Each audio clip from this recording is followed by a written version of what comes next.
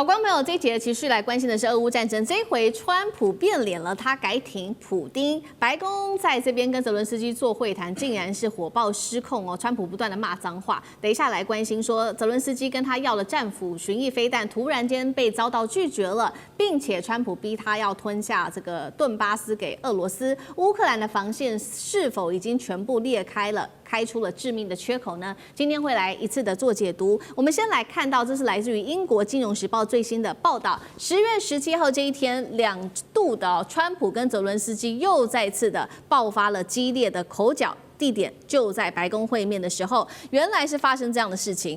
泽伦斯基开口跟川普争取要拿到巡弋飞弹，遭到拒绝。结果川普是反过来要泽伦斯基说：“你接受俄罗斯提出的终战条件吧，并且不断的爆出口要乌克兰割让整个顿巴斯给俄罗斯，甚至是采取普丁的论点哦。川普说，俄军进攻市场特别行动，而不可以叫他做战争。这一点是让这个泽伦斯基非常的愤怒哦。但是问题是，川普日前才对俄罗斯摆出一个强硬的态度，说要可能会提供战斧飞弹给乌克兰。为什么这个时候态度180度大转弯？大家在看说，会不会普丁手中握有什么样的筹码可以提供给川普，让他转向了呢？委员怎么解读？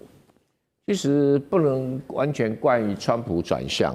你想想看，几年前，哇，好多国家的国会都邀请泽伦斯基演讲啊，还起立鼓掌啊，英雄式的欢迎。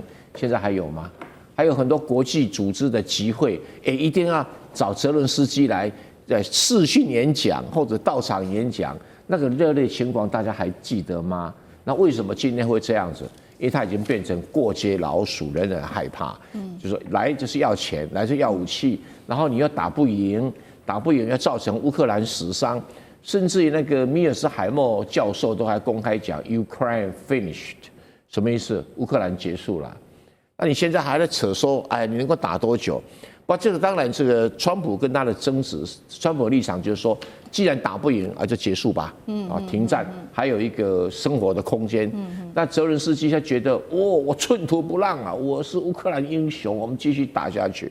那那个川普当然很生气，你有什么本钱打下去啊？你跟我要战斧飞弹，你就打得出来吗？当然，这是我的设计对白啊。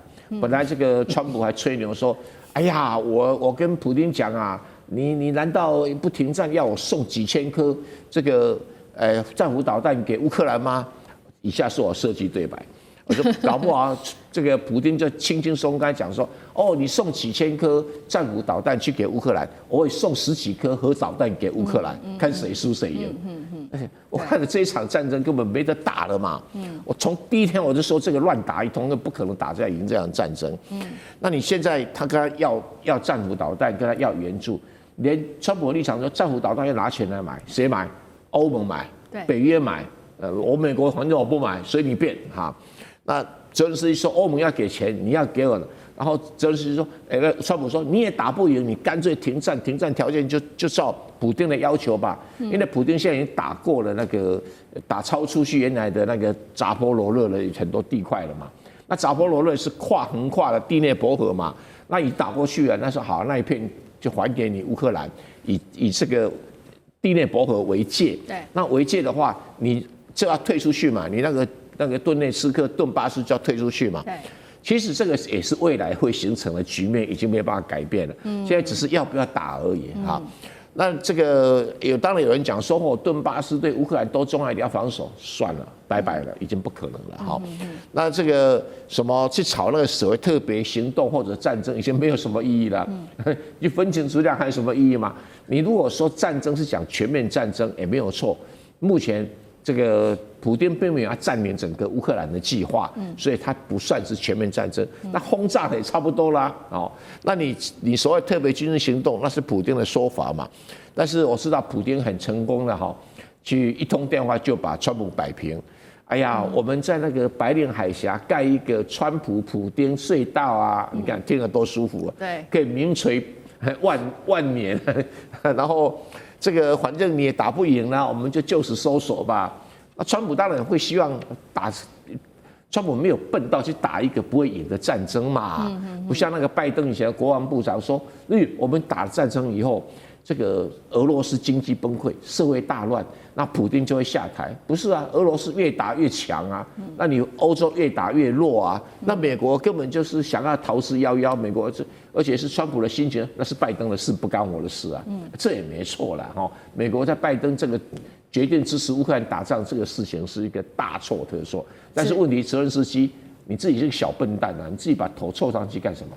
好，有关于这一场中战有没有办法形成这个俄罗斯提出的条件，就是说要让乌克兰割让顿巴斯。那对于接下来乌克兰的影响，等一下会请吕舰长来带我们看。不过我们先来看到现在呢，川普持续的在撕破脸之下，他会不会就此切断所有对于乌克兰的援助？那美欧原本讲好的同盟关系，现在怎么办呢？杨老师又怎么看？这个战争打到现在已经这么长的时间，其实美国、欧洲各国的军事援助、经济援助都已经差不多见底了。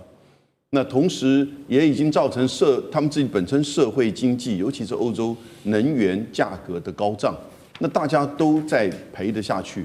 那接下来以这个战争的目前的情况，如果恶化的话，说不定会对欧洲国家的安全甚至都造成威胁。因此，美国要思考的不只是说，他可能适可而止，没有办法再支持下去。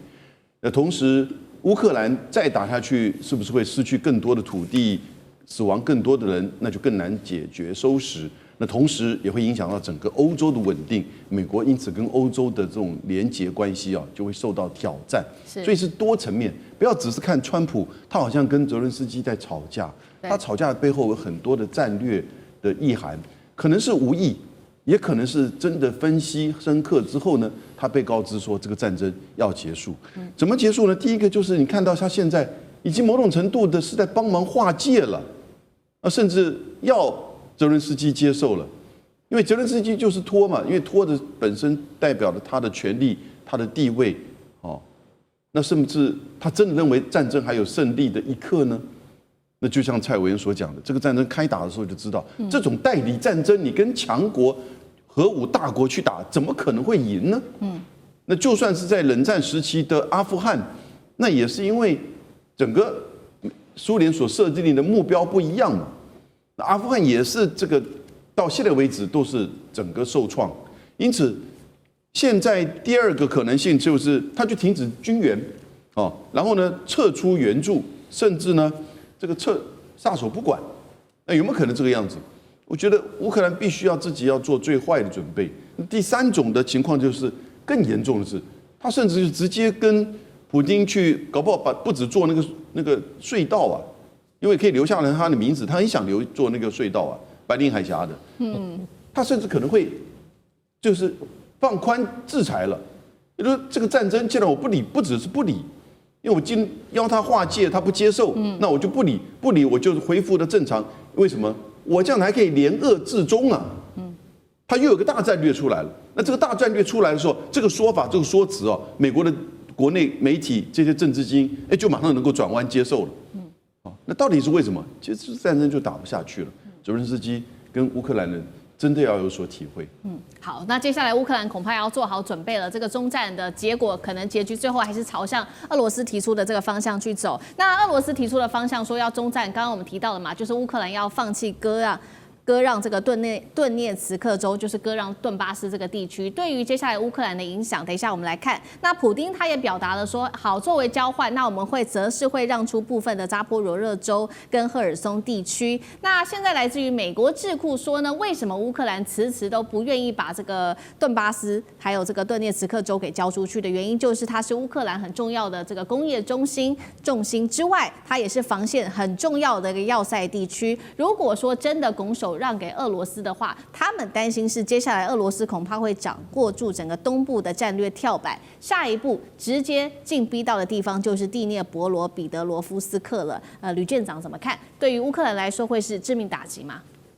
我们现在看到有关于关于红军城的这一个战况为什么推进的这么慢因为其实红军城的下面是一个非常广大的矿坑，那它其实它的补给以及人员都平常都是在以矿坑作为它的一个依托啊。那这个状况已经在乌克兰不是第一次了。那我们现在讲到的有关于顿巴斯地区，也就是卢甘斯克跟顿内茨克这2个地方，就是要做顿巴斯，那个顿巴斯。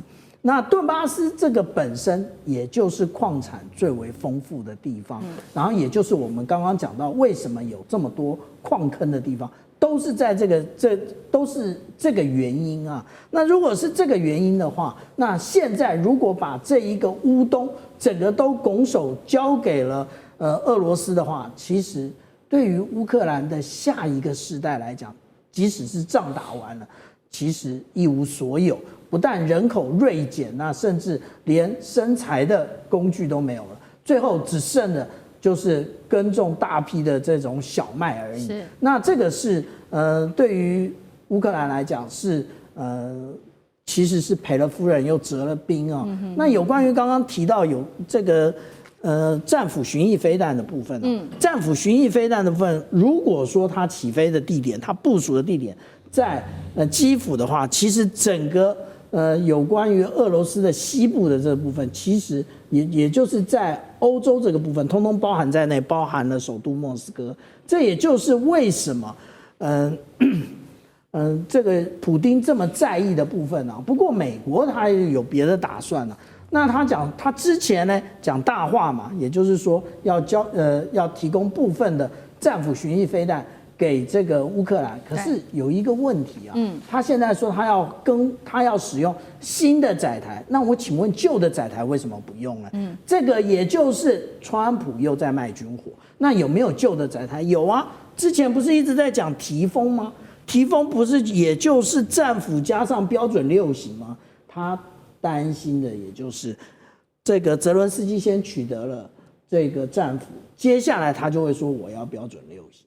那这个都是对于普丁来讲，孰可忍孰不可忍的。也就是当他有这些装备的时候，他不断的可以打到陆地上俄罗斯的目标，而且现在俄罗斯进行的有关于这个极音速的飞弹，也可能可以拦截。那这也就是我们讲到啊，说有关于这一种新型的这种载具啊，这个其实是奥什科盛防务公司。但是旧的为什么不用呢？这是我最大的疑问。那也就是在卖军火，在赚大钱。好，谢谢吕舰长。那我们休息一下，马上回来。地缘政治、美中之争、战略价值、强权崛起、小国生存，现在与未来洞悉事件走向，掌握世界脉动，全球观点尽在环球大。